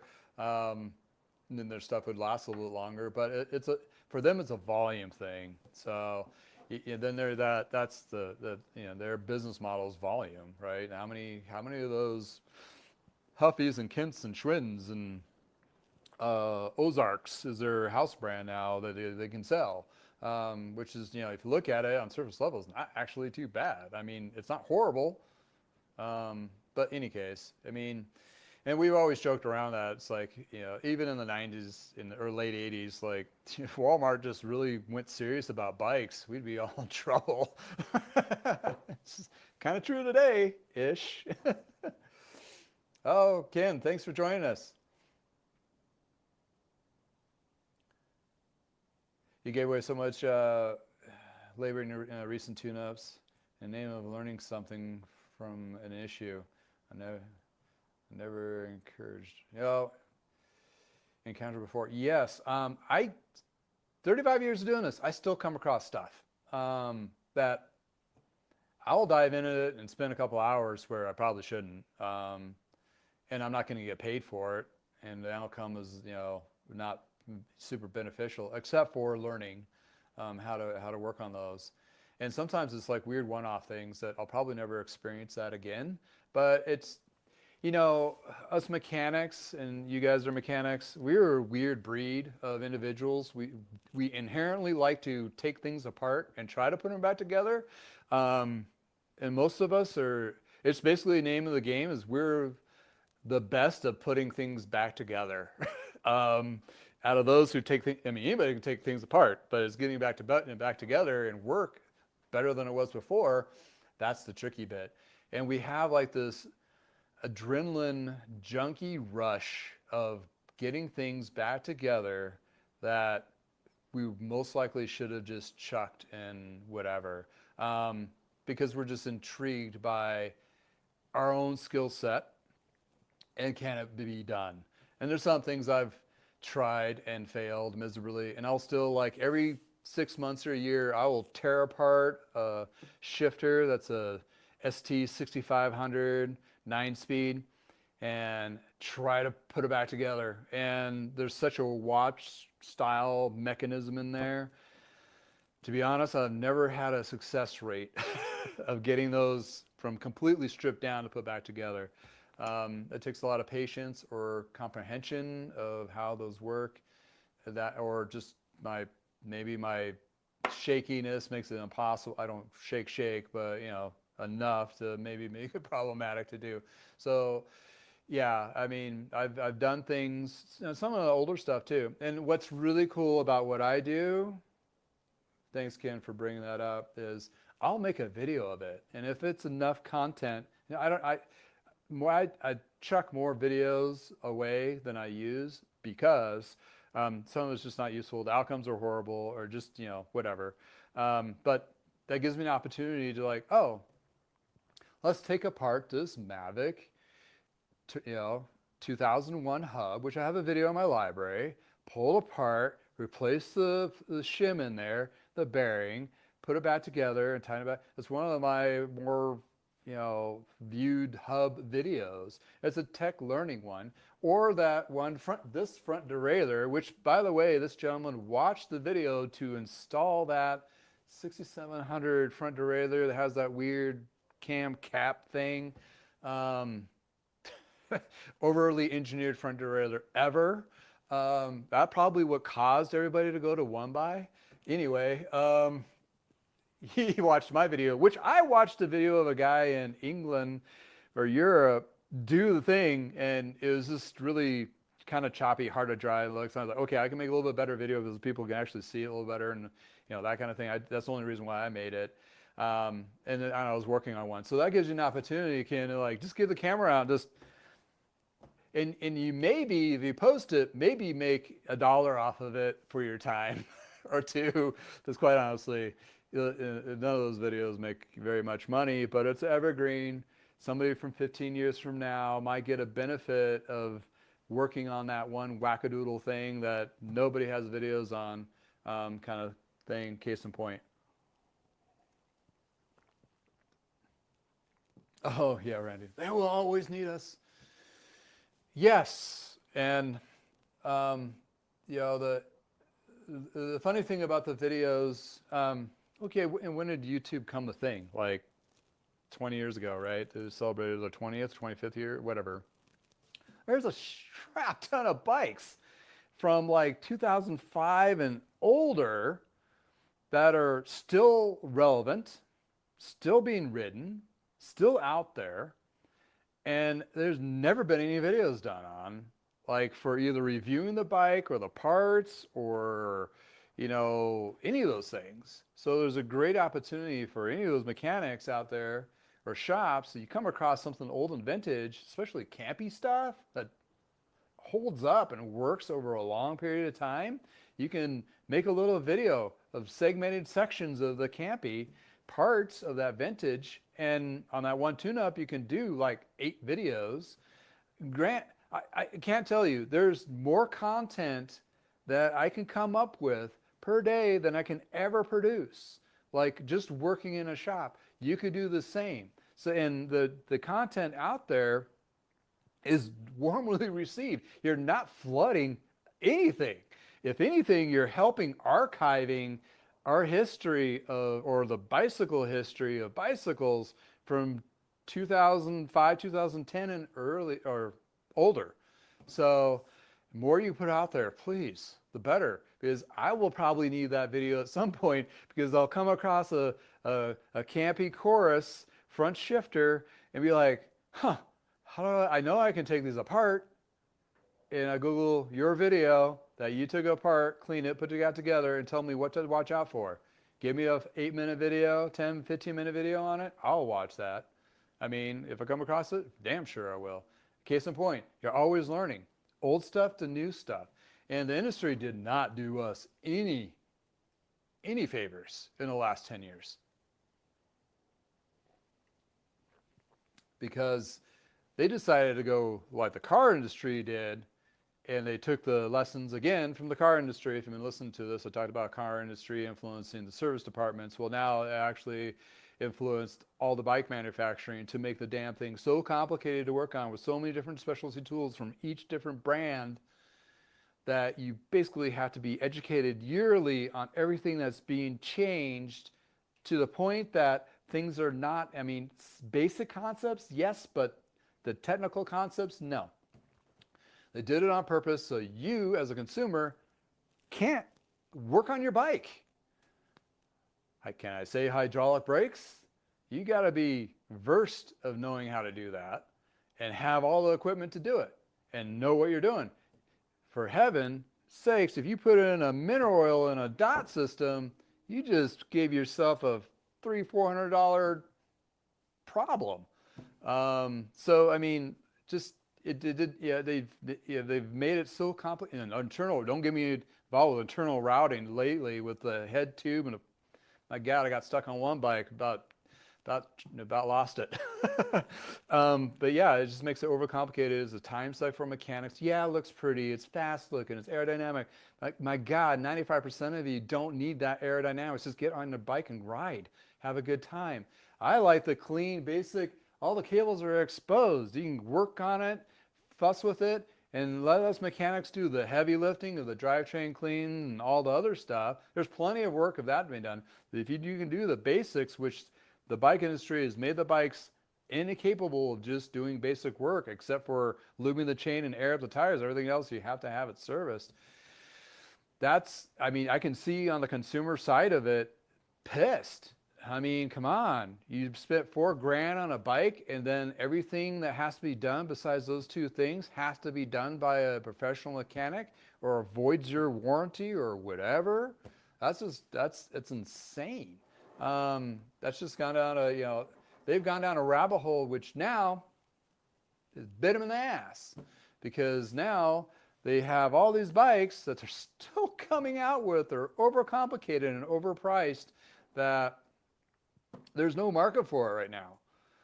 I mean, they have nothing for new. Everything is, the video that I'm going to be watching later is the pedal party pace, the pathless pedal. I should look it up. I'm going to look it up right now. He came up, well, he's interviewed a bike shop, which I've been talking to. They're new to the YouTube, but been around for a couple of years, and they primarily just do service. And they they're doing really well, really well. And yeah, and the thing is I've had a lot of you, and you're probably watching, that do primary service and used bikes. Um, you've had some of them have had their best year ever, that kind of thing.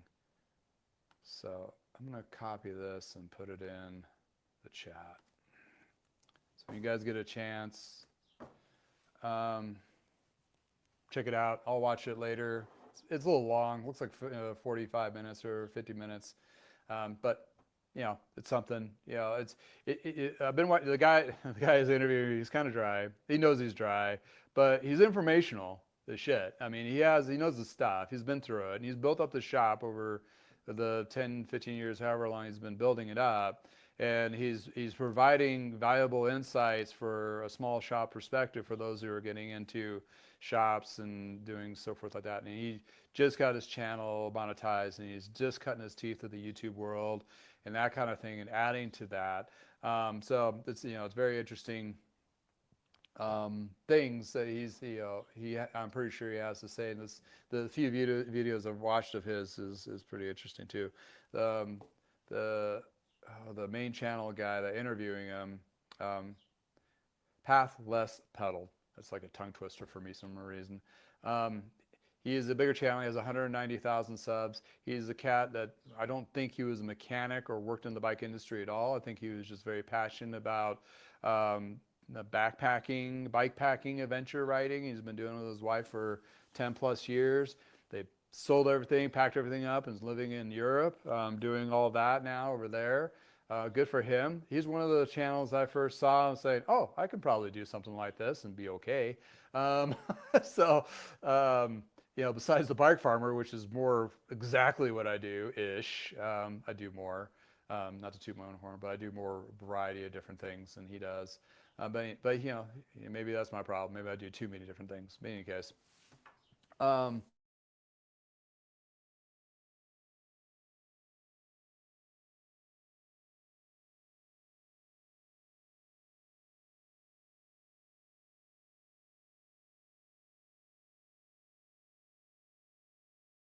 whoops. Sorry, I clicked on a button. I didn't run away or anything. I was like, oh, what happened? Yeah, it just took me off stage. In any case, we're wrapping up to about 2 hours. I got to get cracking on this. Got to go for a bike ride. I think the wind's kind of tapered down. It's beautiful in your neck of the woods. Please go for a ride. Thanks for watching me do my thing, because it takes you to make this all happen. And I couldn't be more happier than what I do. This is pretty amazing. But in any case, I make as much money from customers that are watching YouTubes. Yeah. We will always be needed as bike mechanics.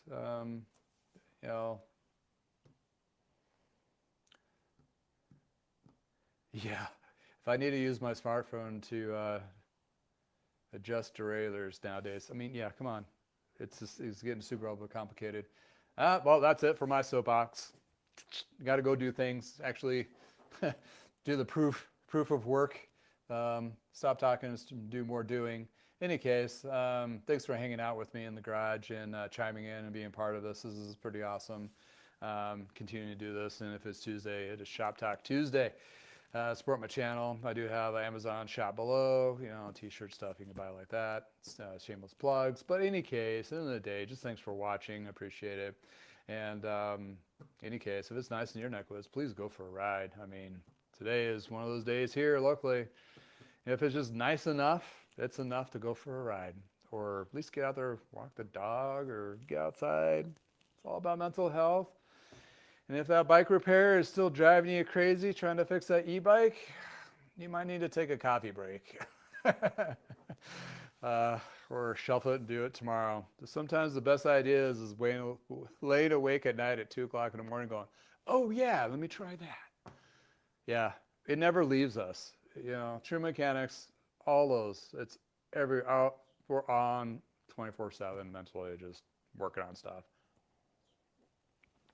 That's why we're so weird. So all you weird mechanics out there, thanks for joining me. And until next time, have a wonderful day. And yeah, I got to get cracking. I got stuff to do. Go, go, go, go, go. Thanks again.